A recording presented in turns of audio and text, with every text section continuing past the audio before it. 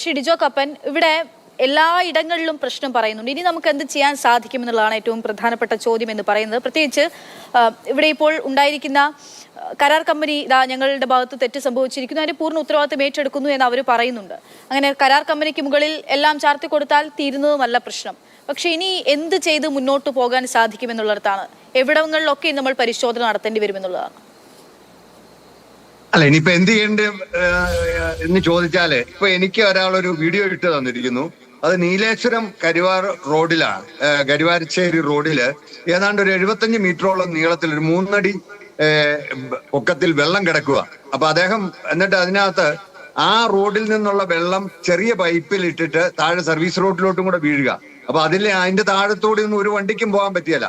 എനിക്ക് പെട്ടെന്ന് തോന്നിയത്, ഈ അവകാശവാദം ഉന്നയിക്കുന്ന കേന്ദ്ര സംസ്ഥാന ഗവൺമെന്റുകള് ഓരോ വള്ളം തൽക്കാലം ഇട്ടുകൊടുത്തു കഴിഞ്ഞാൽ അതിലെ യാത്രക്കാർക്ക് കടന്നു പോകാവുന്ന ഒരു സ്ഥിതിയിലോട്ടാണ്. അത്ര ഉത്തരവാദിത്തമില്ലാതെ പണിയിപ്പിച്ച റോഡ് എന്ന് പറഞ്ഞു കഴിഞ്ഞാൽ ഒരു സൂപ്പർവിഷനും ഇക്കാര്യത്തിൽ ഉണ്ടായിട്ടില്ല, ഒരു ക്വാളിറ്റി വർക്കും ഇതിനകത്ത് നടന്നിട്ടില്ല. ഇൻസ്പെക്ഷൻ എന്ന് പറയുന്നത് അവിടെ നടന്നിട്ടേ ഇല്ലെന്നാണ് ഞാൻ മനസ്സിലാക്കുന്നത്. അല്ലായിരുന്നെങ്കിൽ ഇങ്ങനെയൊന്നും സംഭവിക്കില്ലായിരുന്നു. അതായത് ഒരു വലിയ ഉയരത്തിലുള്ള മുകളിൽ കൂടി പോകുന്ന ഒരു റോഡിൽ നിന്ന് പൈപ്പ് നേരെ താഴോട്ട് വെച്ചു കൊടുത്തിരിക്കുക, താഴത്തെ സർവീസ് റോഡിലോട്ട്. അപ്പൊ മഴക്കാലത്ത് ഈ വെള്ളം മുഴുവൻ ആ സർവീസ് റോഡിലോട്ട് വലിയ ശക്തി വീഴുക. അതിന്റെ താഴെ കൂടെ വലിയ ഭാരവണ്ടികളോ ചെറിയ 2 വീലർക്കോ പോലും പോകാൻ പറ്റില്ല. അത്രയും അശാസ്ത്രീയമായിട്ടാണ് ഈ റോഡ് നിർമ്മിച്ചിരിക്കുന്നത്. ഇതിനൊക്കെ ജനങ്ങൾ, ഞാൻ മുമ്പേ പറഞ്ഞതുപോലെ, വലിയ ടോള് കൊടുക്കണം. ആ ടോള് കൊടുത്ത് ജനങ്ങൾക്ക് വെറുതെ സൗജന്യമായിട്ട് വന്ന ഈ കമ്പനികളൊന്നും പണിത് കൊടുക്കുന്ന റോഡല്ല. ഇത് ജനങ്ങളുടെ തന്നെ പണമാണ്. സംസ്ഥാന ഗവൺമെന്റ് ആദ്യമേ ഭൂമി ഏറ്റെടുത്ത് കൊടുക്കുന്നതിനകത്ത് സംസ്ഥാന ഗവൺമെന്റിന് ഒരു മുതൽ മുടക്കുണ്ട് എന്നുള്ളത് കൊണ്ട് ആദ്യത്തെ ഉത്തരവാദിത്വവും ആദ്യത്തെ ചുമതലയും സംസ്ഥാന ഗവൺമെന്റിന് തന്നെയാണ്. അത് കഴിഞ്ഞു കഴിഞ്ഞാൽ ഇത് പണിയിപ്പിച്ച നാഷണൽ ഹൈവേ അതോറിറ്റിക്കാണ്. അപ്പൊ ഇവരൊക്കെയാണ് ഇതിനകത്ത് കൃത്യമായ ഇടപെടലുകൾ നടത്തേണ്ടിയിരുന്നത്. അതുകൊണ്ട് ഇനിയെങ്കിലും ഇതുപോലത്തെ റോഡ് പണികളിൽ കൃത്യമായ സൂപ്പർവിഷൻ ഉണ്ടാകണം. അതാ നാട്ടുകാർ, ഇതൊന്നും സയന്റിഫിക് ആയിട്ട് പഠിച്ച ആളുകളൊന്നും അല്ലെങ്കിൽ പോലും ആ നാട്ടുകാർ പറഞ്ഞത്, ഇത് അന്നൊക്കെ ലോക്കലായിട്ടുള്ള വാർത്താ മാധ്യമങ്ങളിലൊക്കെ വാർത്ത വരുന്നുണ്ടായിരുന്നു, ഇതിനെതിരെയുള്ള പ്രതിഷേധവും ഒക്കെ. ഇങ്ങനെയല്ല ഇത് പണിയേണ്ടത്. നമുക്കറിയാം, അവരൊന്നും എഞ്ചിനീയറിംഗ് പാസ്സായിട്ടൊന്നും അല്ല, അവരവരുടെ ജീവിതാനുഭവം വെച്ച് പറയുകയായിരുന്നു. ഇതുപോലെ ചെളിക്കകത്തോട്ട് മണ്ണിട്ടിട്ട് കുറെ കഴിയുമ്പം ഈ റോഡാക്കി കഴിഞ്ഞ് കഴിഞ്ഞാൽ മഴക്കാലത്ത് ഈ മണ്ണങ്ങ് കുതിർന്നിട്ട് ചെളി 2 വശത്തോട്ടും തള്ളിപ്പോകും, റോഡ് നാശമാകും. അതുകൊണ്ട് ഞാൻ മീനച്ചിലാറിന്റെ സമീപത്ത് താമസിക്കുന്ന ആളാണ്.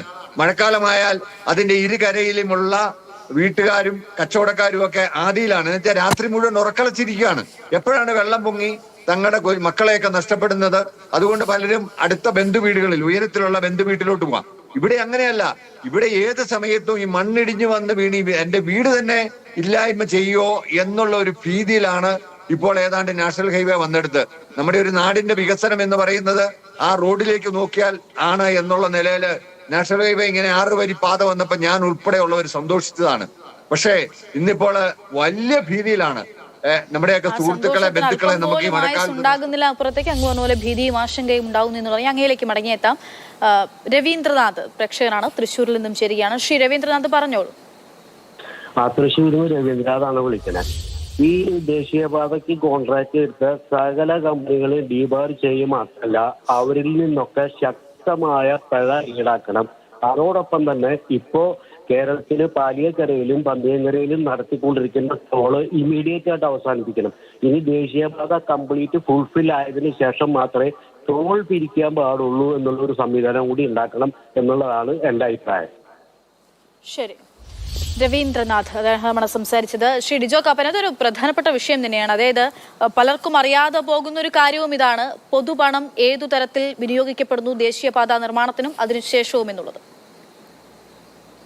അതെ, ഇതിനകത്ത് നമുക്കിപ്പോ പാലിയേക്കര ടോളിനെ കുറിച്ച് വ്യാപകമായ പരാതിയുണ്ട്. നിശ്ചിത സമയത്തിൽ കൂടുതൽ അവിടെ വണ്ടി ബ്ലോക്ക് ആയി കഴിഞ്ഞു കഴിഞ്ഞാൽ അവിടെ ഓപ്പൺ ആക്കി കൊടുക്കണം. മാത്രവുമല്ല, അതേക്കുറിച്ച് പറയുന്നത് അവരുടെ ടോൾ പീരീഡ് കഴിഞ്ഞു എന്ന് വരെ ഉള്ള വാദമുണ്ട്. ഞങ്ങൾ അതേക്കുറിച്ച് പഠിച്ചുകൊണ്ടിരിക്കുകയാണ്. അവിടെ സർവീസ് റോഡ് പൂർത്തിയാകുന്നതിന് മുമ്പ് മുതലേ അവിടെ ടോൾ പിരിച്ചു തുടങ്ങി. അപ്പൊ അതിന് ബഹുമാനപ്പെട്ട കളക്ടറും മറ്റും കൂട്ടുനിന്നു എന്ന് ആ തദ്ദേശവാസികളായ ആളുകൾക്ക് വ്യാപകമായ പരാതിയും ഒക്കെയുണ്ട്.